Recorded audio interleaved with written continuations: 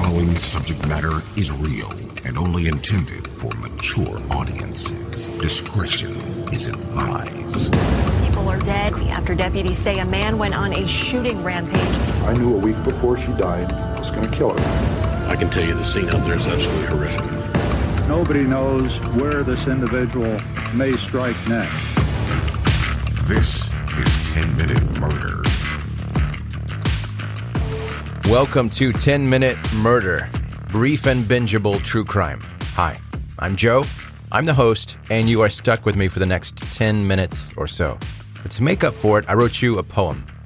Here it goes. Starlight, star bright. Why aren't you subscribed to my podcast?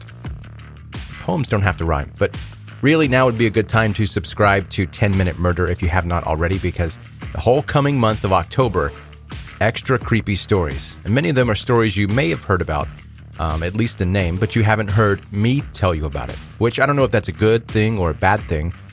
You'll just have to decide that on your own free time. What else? I wrote you a poem. Oh, social media. Be sure you're connected with 10-Minute Murder on Facebook and Instagram. Links are in the show notes. There's also a link to watch the episodes on YouTube in the show notes. But honestly, all that stuff, if you just type 10-Minute Murder into the search bar, you can easily find it. And if you do follow, I'll love you until the end of time. Amen.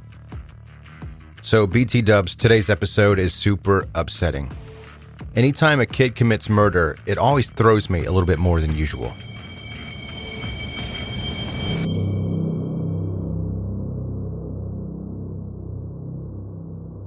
At around 11:30 p.m. on Wednesday, July 22nd, 2015, a call came in to 911 dispatch in Broken Arrow, Oklahoma.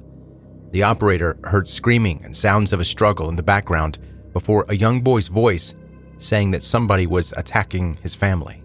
Before getting any more information about what was happening, the call ended and more inaudible screams as someone clearly took the phone from the original caller.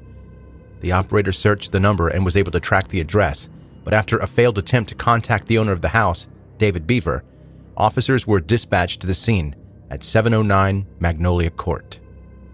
Upon arriving, they saw an alarming amount of blood on the front porch. As the officers knocked on the door, they heard a girl's voice inside, screaming for help. Once they forced their way in, officers found a 13-year-old girl, Crystal, who had been stabbed repeatedly and her throat slit, but was somehow still alive. After moving Crystal outside to safety, officers returned to investigate the rest of the house. What they found was straight out of a horror movie. That evening had seemed like any other evening at the Bever household. The whole family was at home. They didn't go out too much anyway. Almost not at all, to be precise. According to the neighbors, the family was very quiet, very secretive, and the children did not leave home very often. Some neighbors didn't even know the names of all 9 family members. However, it was known that 6 of the 7 children of David and April Bever were homeschooled and were not allowed to hang out with other children at all. Their parents did all they could to protect the children from the influences of the outside world. As David installed security cameras pointing both outside and inside the house, one could only ask if he was more worried about outsiders getting into the home or his family members getting out. However, on the night of July 22nd, 2015, the cameras witnessed events that nobody would have thought would happen in the safe community of Broken Arrow. The close-knitted family was suddenly broken from the inside. Everything started when 13-year-old Crystal walked by her brothers, 18-year-old Robert and 16-year-old Michael's room. The 2 boys told Crystal they wanted to show her something on the computer. When she walked in unsuspectingly, Robert grabbed her, covered her mouth, and slit her throat. But things didn't happen like in the movies. Crystal didn't just drop down dead after one cut. Instead, she fought back, forcing Robert to stab her again, this time into her abdomen and arms. Crystal's screams alerted the rest of the family. When the boy's 44-year-old mother, April, heard the commotion and came upstairs, she was stabbed more than 48 times all over her body. Then, as Robert and Michael finished her off with blunt force trauma, Crystal crawled away to try to warn her father and younger siblings. Unfortunately, her efforts were in vain. Robert and Michael proceeded with their attack, room by room. The next victim was their father, David, who was killed by at least 28 stab wounds to his upper body. According to police reports, Robert said he stabbed David with, quote, the biggest knife he had. The brothers then fatally stabbed their 12-year-old brother, Daniel, 21 times, their 7-year-old brother, Christopher, also 21 times, and their 5-year-old sister, Victoria, 23 times, mainly in the neck. You can safely say Robert and Michael had the intention to kill, and they did everything they could to leave no survivors. The only person left unharmed was the youngest member of the family, 2-year-old Autumn, who was sleeping in her room during the attacks, blissfully unaware of the horrors happening all around her. Fortunately, before Daniel had been fatally stabbed, he was able to lock himself in his room and call 911. Even though the call had not lasted for very long, it was enough to alert the authorities before the killers found their way to Daniel. At the time when officers were behind the front door of the family home, Robert was trying to finish off Crystal, who was still alive. As officers forced their way in, Robert was forced to leave Crystal and escape together with Michael out of the back of the home to the woods. The two brothers did not get very far, thanks to police canine. Robert and Michael were quickly tracked down. They were an alarming sight. Robert was wearing a Kevlar vest, and both were covered in mud and blood, and their clothes were torn to pieces. But still, the most disturbing thing was the attitude of the boys. Neither one showed any sign of being upset or worried. As Detective Burton said, quote, they weren't upset, they weren't distraught. It was almost like they had a sense of cockiness. On the way to the station, the two brothers didn't utter a word, but once they got into the interrogation room, the sick motives behind the attack started to unfold. Even though the Bever children had been isolated from the outside world in real life, they had free access to the internet. Robert and Michael actually had 2 laptops each. Online, Robert developed an obsession with serial killers and mass murderers like the Columbine shooters Eric Harris and Dylan Klebold. And he didn't really keep his interests secret, spoke about them constantly. While Robert's sister Crystal grew worried about the brothers' dark obsession, Michael realized he shared the same interest in murder with Robert.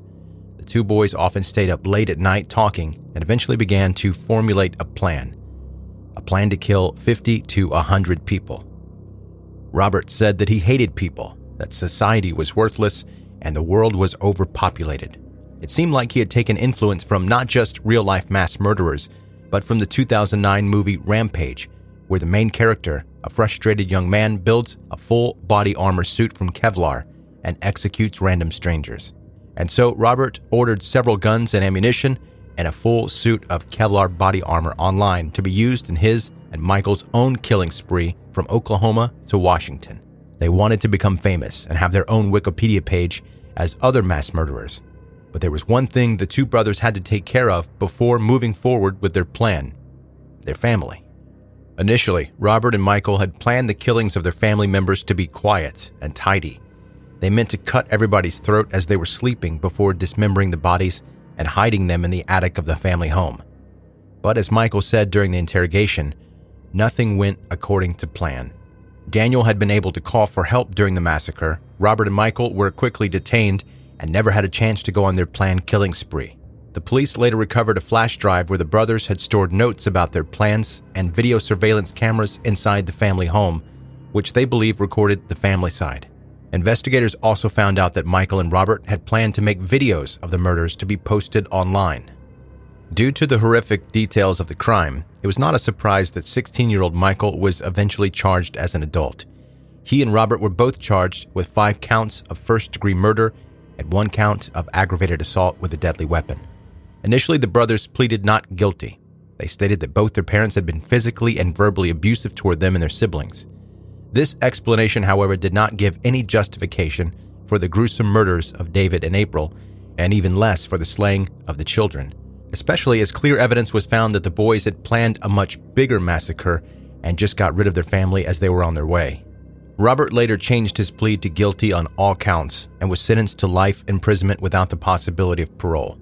It was reported that Robert attempted suicide by hanging with a bedsheet on July 6, 2016. In 2020, he was given 3 additional life sentences for attacking prison staff with an 8-inch long sharpened instrument. It's safe to say that Robert will never see the world outside the prison again. Michael faced trial and was eventually convicted on all counts and sentenced to 5 life sentences, plus 28 years for the assault on his surviving sister. He was given the possibility of parole because he was a minor at the time of the crime. However, in 2021, a 3-2 ruling upheld the decision to keep Michael in prison for life. The surviving sisters, Crystal and Autumn, were adopted by a Tulsa family. Their former home was meant to be demolished to build a memorial park, but before Broken Arrow City Council was able to raise enough money to purchase the house from the Bever's mortgage holder, it caught fire under suspicious circumstances. Finally, in May of 2019, Reflection Park, built on the site, was dedicated in an official ceremony to the Bever family's memory.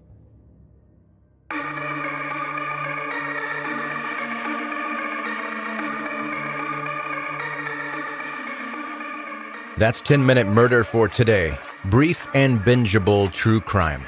Thanks for listening, and as I mentioned in the beginning, be sure you're subscribed because an extra spooky October is about to happen. Wherever you happen to be listening right now, subscribe and you won't miss it. For an added element, you can also connect with 10-Minute Murder on Facebook and Instagram. I post visuals that go along with the episodes here. Links to all that are in the show notes. Thank you for listening to 10-Minute Murder. Have a good night.